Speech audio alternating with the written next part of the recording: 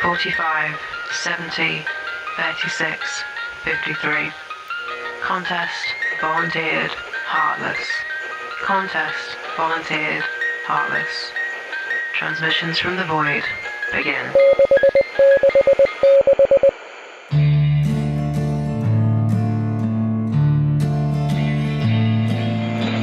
Bounty by Paul Kane.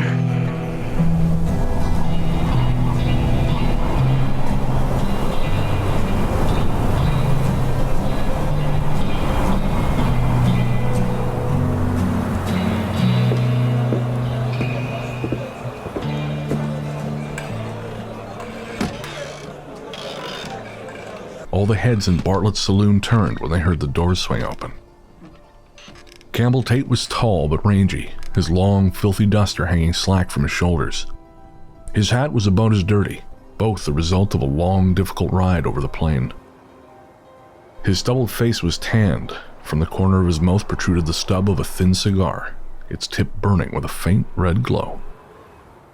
Campbell lifted his head slowly, looking around him, his gaze finally settling on the overweight man tending bar. Campbell walked over.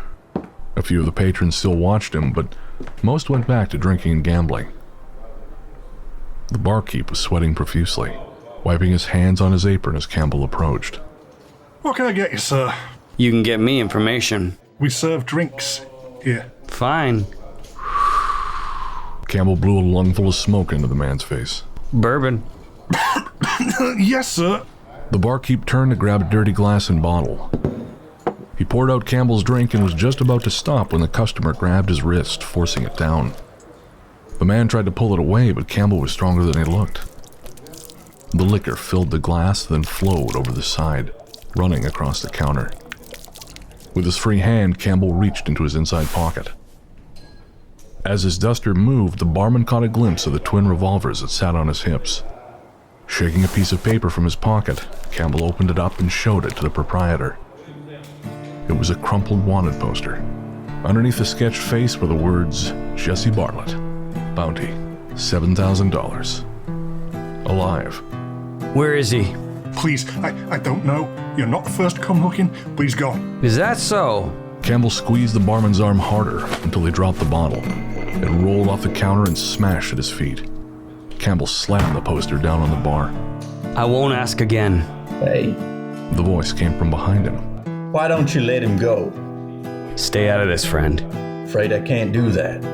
Campbell glanced. The man was stood next to the nearest table. He saw 4 others easing out of their chairs. Bartlett's got friends in town, I see. Good. Means he's probably still around.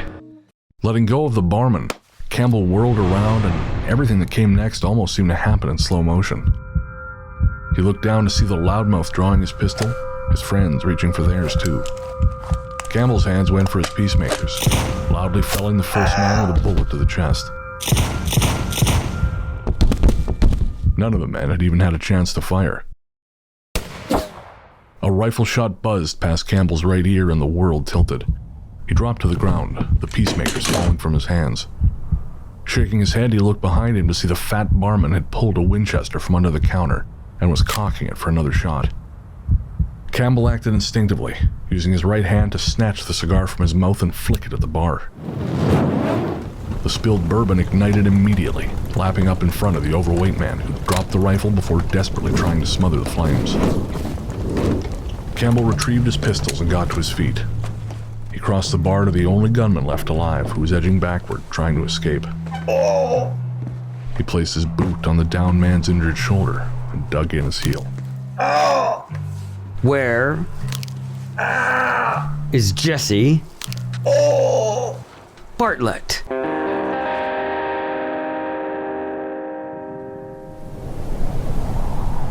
Let me go, you son of a bitch! Bartlett had been over at a whorehouse, Lady Days, and Campbell had caught him while he was otherwise engaged. Now wearing a pair of long johns and hogtied, Campbell was dragging Bartlett down the stairs and out into the daylight. You're a dead man, you hear? Dead. Campbell ignored the younger man's screams and hefted him up over the back of his horse. Just you wait, when I get out of this... You're not going anywhere this time, boy. I'll see to that. Don't make promises you can't keep. Campbell smiled, untied the animal from the post, and hoisted himself into the saddle. There were only a few hours of daylight remaining, but he'd ride out anyways. Best to put some miles between him and anyone else who might be looking to collect a hefty bounty on Bartlett's head. You're gonna regret this, Campbell, I swear to God. As his horse trotted out, Campbell looked over his shoulder, just to make sure he wasn't being followed. A few townspeople had gathered to watch him ride away. Mostly folk had been in the bar, and not a one looked interested in coming after him. Satisfied, Campbell urged his steed on into the wilderness.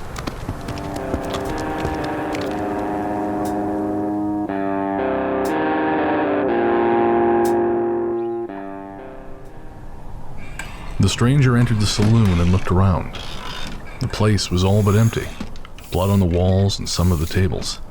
When he saw the 3 corpses piled in the corner, he nodded. This was a place. The bartender leaned next to the blackened, charred bar, a white cloth wrapped around one hand and the other hand wrapped around a full glass of whiskey. The stranger stared at the barman, his eyes bright. I'm looking for... You're too late, he's gone. Another bounty hunter took him. You did all this too? I heard they headed east. How long? Less than an hour. The stranger tipped his hat in gratitude and left, just as quickly as he'd arrived.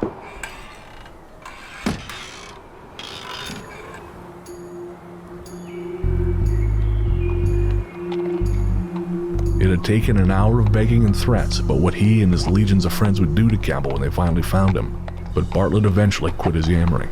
I don't know what the fuss is with this kid. He's a killer and a thief, but there's plenty of those. I've seen worse. Much worse.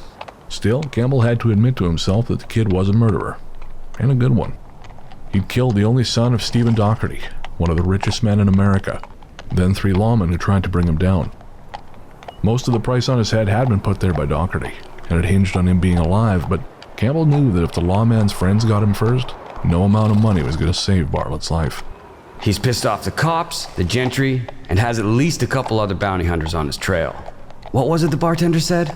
You're not the first to come looking, but he's gone. Let him come. Nothing I can't handle. This kid's bounty is my ticket out of this business, and there's no man gonna get in my way. The slight ringing in Campbell's ears reminded him of the close call he just had.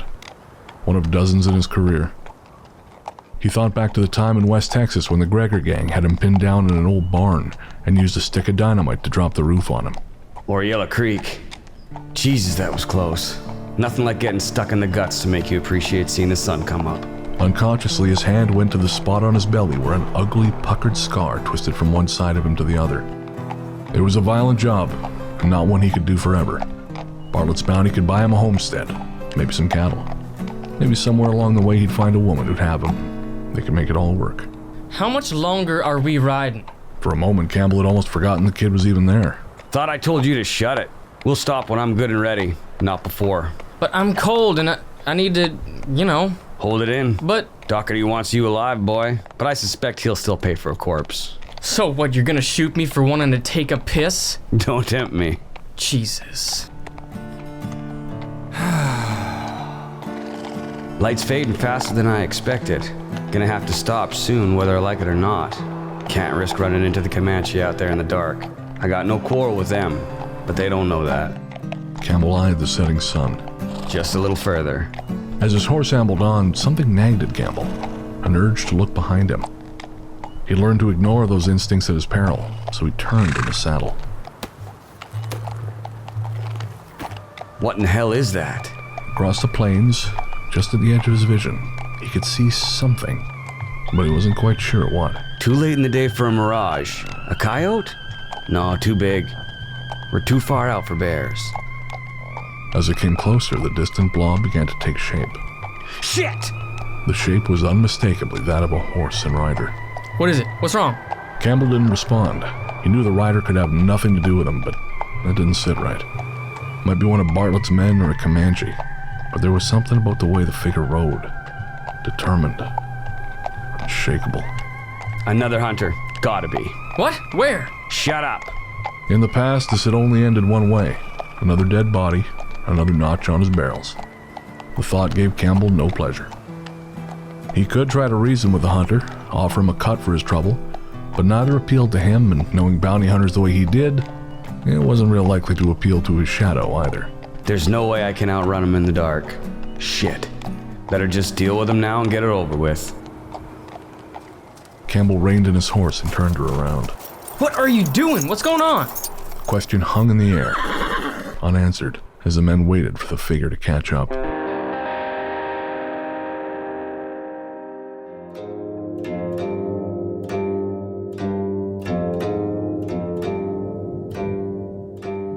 By the time the other bounty hunter got close, the sun had begun its descent behind the mountains.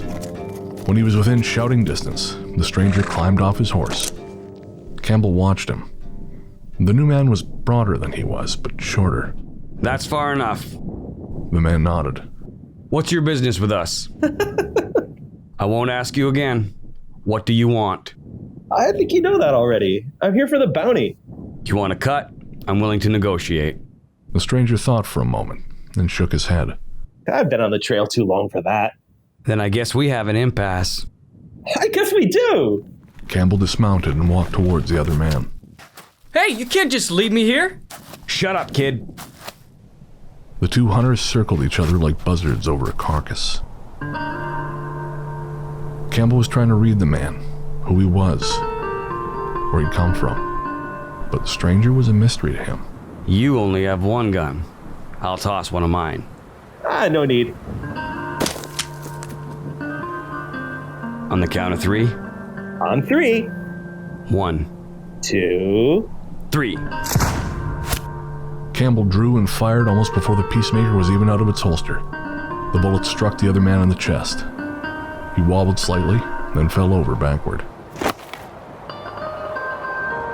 Campbell holstered his weapon, took out his cigar, and started patting his pockets looking for a match. What the hell was that all about? He went down like a sack of potatoes, like some kind of amateur. Lighting his cigar, Campbell began walking back towards his horse. Campbell, are you alive? What the hell just happened? Shut up. A nagging doubt ate at him. He felt like he owed the dead man something. Hell of a thing to ride all the way out here to die like that. I could bury him, I suppose. Wonder if he'd have done the same. As he was bending, about to pick up his other gun, Campbell felt something hard strike the back of his head. God damn it, where the hell did you come from? He dropped to his knees, spitting out the cigar. Somebody had jumped him from behind. The man's partner? Campbell's right hand went to the back of his neck, his left resting on the pearl handle of his holstered peacemaker. He felt himself being pulled back and wrestled his way out of the hold. As he spun around, his eyes searched the area where the man had fallen. Even in the fading light, his eyes were sharp, and they saw no body on the ground. Instead, the man he'd just shot was standing off to one side. Campbell's gun came up again, the muzzle fire flashing across the other man's face. Bullets struck the stranger at close range, and still he remained standing. No blood ran from the holes in his clothes. The stranger smiled, the sun's orange dying light reflected in his teeth. He drew his own gun and fired once. Campbell felt something slip into his chest, but it wasn't the hot lead of a bullet. Instead, a coldness spread through him and he toppled over sideways. Campbell! Talk to me, man. What the hell is going on? Campbell! Campbell could only clutch his chest as a stranger stepped over him to get to Bartlett. He pulled the terrified criminal down off the horse. A wet patch was covering the front of Bartlett's long johns. Don't let him take me! Don't let him take me! Willing himself to move, Campbell shuffled over to his discarded firearm. Feeling the comfortable handle in his grasp, he swung his free hand round and squeezed the trigger, but couldn't force his finger to pull. The stranger left Bartlett and returned to the prone gunman. As he did, Campbell was finally able to squeeze off a single shot, catching his attacker dead center in the forehead. He gazed in disbelief as the hole sealed itself up, and the man opened his mouth to reveal the silver cartridge resting on his tongue. What are you? You know exactly what I am. Ever since Yellow Creek you've known, you didn't think you could run forever, did you? Yellow Creek? He was too weak to say anymore. He watched as the stranger took a crumpled piece of paper out of his pocket. He snapped it open to reveal a poster with a drawing of Campbell's face on it. Campbell, Tate. Dead. Wanted. They were the last words Campbell would ever hear. The stranger placed his hands on the dead man's chest, extracting his soul. Oh God, oh my God! The milky orb glowed. His eyes rolled back in their sockets as he absorbed every last particle of Campbell's spirit. Oh my God. Jesus Christ, oh my God! Sit tight, friend. We got a long ride ahead. After that, it'll all be over. Oh my God. Then on to What the next. the hell just happened? A lot of folks out there living on borrowed time. He tracked them all down, the same way he tracked down Campbell, no matter how long it took. The hog-tied Bartlett writhed around on the desert floor like a worm. The stranger tipped his hat to him before mounting his horse once more. Then he was gone, riding off into the newly fallen night.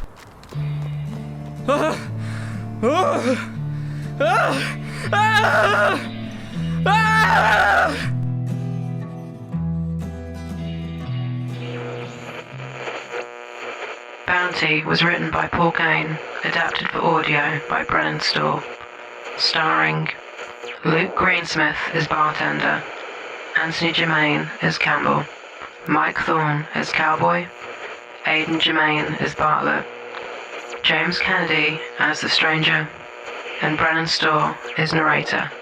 Original music by Foulspot. Additional music by Rainy Days for Ghosts. Sound design and editing by Brennan Storr. 45, 70, 36, 53. Contest volunteered, heartless.